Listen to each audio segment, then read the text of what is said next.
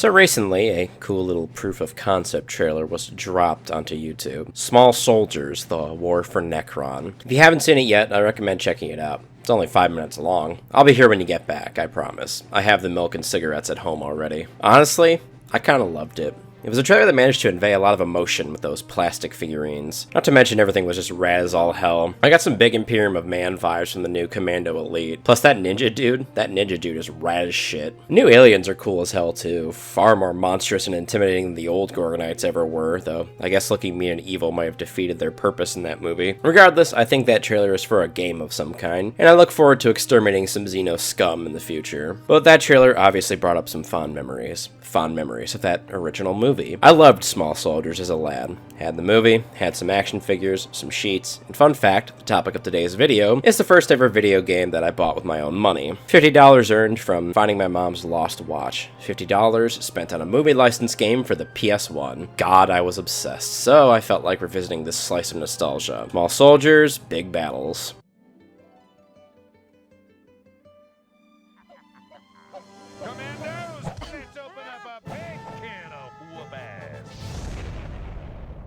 Developed by DreamWorks Interactive and published by...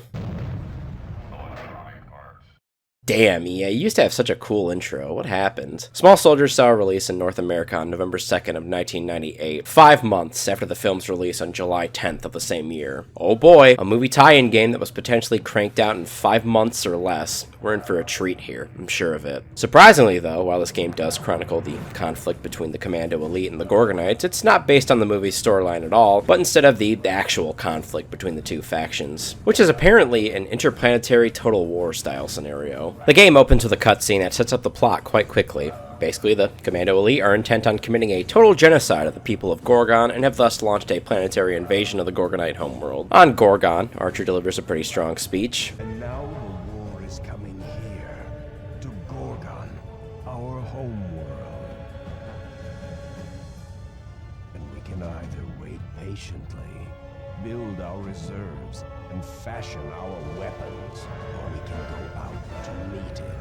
And leaps into action, hell-bent on taking the fight to the Commando Elite instead of just sitting back like a little pacifist bitch. For every mission, you're giving a quick briefing on your objective, some tips, and what enemies you'll be facing in the coming battle. So Mission 1, rescue Insaniac, kill commandos. Simple.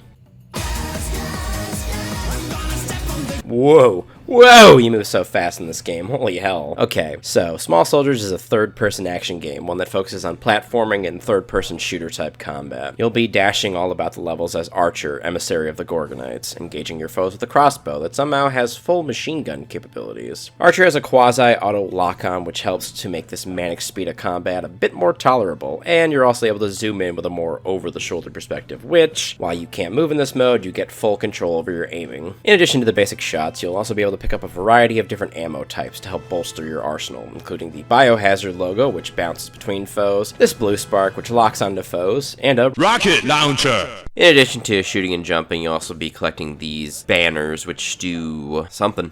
On top of health pickups and lives as well. Enemies tend to drop the health, which is helpful since they chunk you quite a bit, while lives are more relegated to the game's secret areas, which you'll know you're in a secret area because Archer lets you know.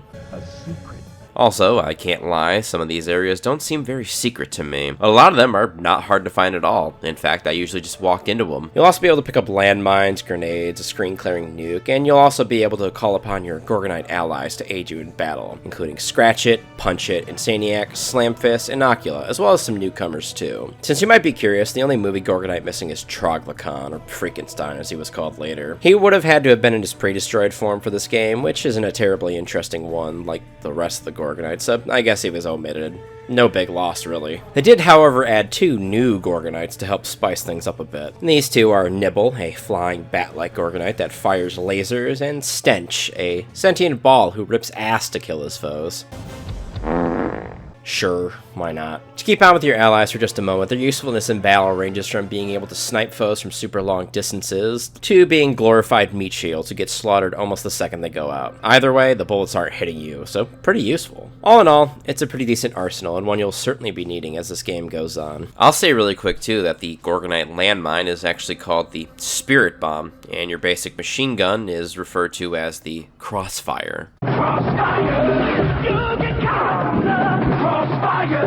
Anyway, I save Insaniac, kill Kip Killigan, and his little robots too, before I pick up this green fella here. This is another Gorgonite, a new one, called a Chanter, and a lot of your early missions will be centered around rescuing these guys, and planting them at an appropriate altar so they can open doors and portals for you. I plop this idiot down and move on to stage 2. Once again, I need to gather some Chanters, and I need to protect the interdimensional temple from the Commando Elite. Oh look, it's Chip Hazard, their leader. Let's get him!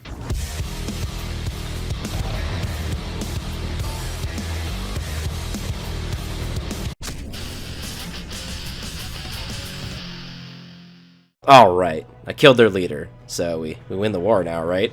Right? No? Actually, you'll fight Chip Hazard quite a lot over the course of the game, which is just kind of weird to me. Much like in the movie, I think there should have only been one Chip, with the rest of the Commando Elite filling in as the cannon fodder rank and file. The game does kind of keep to that to a degree, having these robots to help fill out the Commando side, alongside Commandos Kip Killigan, Nick Nitro, and Butch Meathook. Though I do find it odd that both Brick Bazooka and Link Static are missing from this game entirely. Anyway, back to Mission 2. I clear out the Commandos from the temple and I head to level 3, no problems. In level 3, I have a 2 for objective of protecting the Gorgonite flagship, while also fighting 3 Chanters to power the ship's engines. Alright, I won't do my usual level-by-level breakdown for this game, since there's 14 levels in total, and the missions really aren't that interesting. Honestly, they're all pretty standard for a simple third-person action game like this, so I'll just break down the stuff into 2 broad sections, starting with Section 1, which is Gorgon, if that wasn't obvious enough already. The Gorgon missions will have you battling across your home planet, which features naturalistic environments, of course. A lot of earthy tones, stone cliff sides, and great treetop villages, too. Hell, even the level that's supposed to be the Gorgonite's interplanetary flagship is all stone and woodwork, which is impressive, I can't lie. They definitely nailed what Gorgon and all of its machines should look like. I'll also take the time to mention here that the music in this game kinda goes hard. It's impressive, and it wasn't really something I was expecting.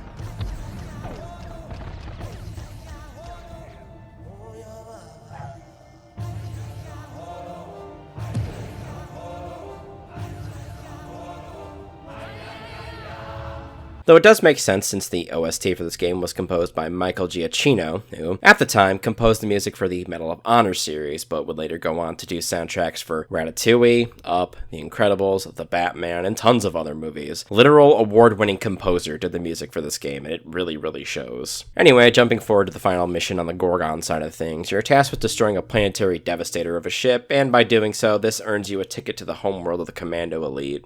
Standing in full contrast to Gorgon, the Commando Elite's homeworld is an oppressive, industrial, and mechanical nightmare. You're surrounded by dark gray rock, obsidian, and lava, with cold iron buildings dominating the landscapes. You'll also be blasting some foes in the cold void of space, too. Simple as the levels are, I think they really nailed the contrast between the Gorgonites and the Commando Elite. This game might have been made in 5 months, but they nailed the particulars here. Problem is, they really failed on the gameplay end of things. I know. Shocker, right? Let me break it down. Your ground speed in this game is absurdly fast, which not only can screw up your platforming, but it also really fucks the combat up. Unless you have an ally out there to soak aggro in combat, you'll be manically strafing around your targets whilst firing your crossbow and whatever ammo type you have equipped. That little lock-on that Archer has helps, but the field it has seems to be quite narrow. Blue Spark ammo does help too by homing in on targets, but that's a limited resource, of course. Making the problems even worse is that if you're on any type of incline whatsoever, you will not track targets at all with your gunfire. On top of this, yes, these problems stack higher than a fucking Jenga tower, is the enemies are absurdly beefy, taking ridiculous amounts of punishment to die. Just look at this.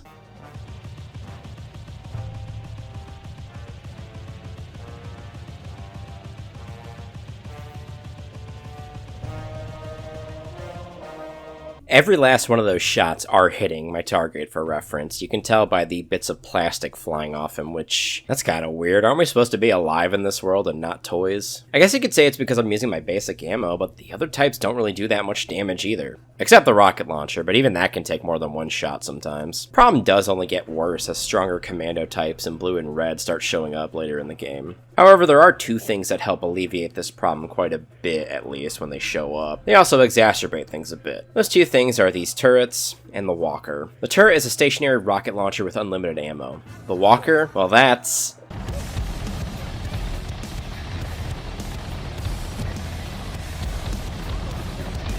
platform of absolutely unmitigated violence. Machine guns and rockets, both with unlimited ammo. You're also basically invincible on these platforms. I don't know if it's because you just take reduced damage on the walkers and turrets, or if it's some kind of hurt box fuckery, but it's nice to be able to enter combat and not get slagged instantly. The only bad part about these two things is that the Commando Elite are able to use them, and they will instantly ream your ass out if you're not careful. Better hope you have some rockets to deal with them, otherwise pick a god and pray. So your movement is absurdly fast, your auto-aim is unreliable at best, your allies are a coin flip in usefulness, and the Commando Elite are ridiculously tanky. As a result, the gameplay for this one is completely shot to shit. It seriously bogs everything down. It gets really insufferable to play as it drags on and on. I won't say I'm surprised a movie tie-in game shit the bed gameplay-wise. As I continued my campaign against the Commando Elite, I was tasked with destroying their field reserves, and the game advises me to, quote, use stench to jack 'em up, which is kind of odd language to use for the Gorgonites, but funny regardless.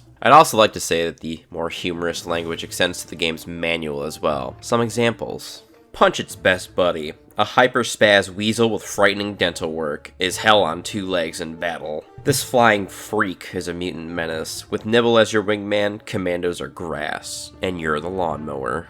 Stench is a real stinker. A walking whoopee cushion, he packs an arsenal of air biscuits that sends commandos running for cover. Even funnier, Archer drops the occasional one-liner upon killing an enemy. Pressing on to the end game now, Archer drops this line. There will be no mercy. Which kind of stuck with me, since it seemed out of character. For one, it's actually a direct quote from Chip Hazard in the movie. There will be no mercy. Good callback. And two, maybe I'm crutching on the movie too hard, but the Gorgonites were basically pacifists, insisting on hiding from the Commando Elite after their first defeat, only rallying to help Alan near the end of the movie because of a rousing speech by Archer. But here, they are all ready to fight and happy to do so. Even Slamfist, the gentle giant of the crew, is far more angry and warlike. If we fight, we will lose. I'd also like to make another note here that the only returning voice actor from the movie is Tommy Lee Jones as Chip Hazard. Greg Berger takes over the role as Archer from Frank Langella. As for the rest of the cast, I can't find any credited voice actors for this game at all, but I can definitely say they are not the same as the movie. Hell, Nick Nitro sounds like Curly from the Three Stooges. In retrospect, the cast of both the Gorgonites and the Commando Elite are a pretty elite bunch of actors and voice actors, so it was most likely outside this game's budget to get them all to voice such minor roles. Honestly, Tommy Lee Jones is the one you want to get anyway. Definitely the most iconic performance from the movie. Let's head to the final battle now. In the ultimate mission of Small Soldiers, Chip Hazard hops into a giant mech to finally put you down. Boss fight's kinda lame, unfortunately. All I did was hop onto the turret and start blasting, though that didn't really make it much easier since the game's frame rate immediately started shitting itself between my shots, Chip's shots, and his mech darting around the screen constantly. I could barely get a lock on him during the whole fight. I did it.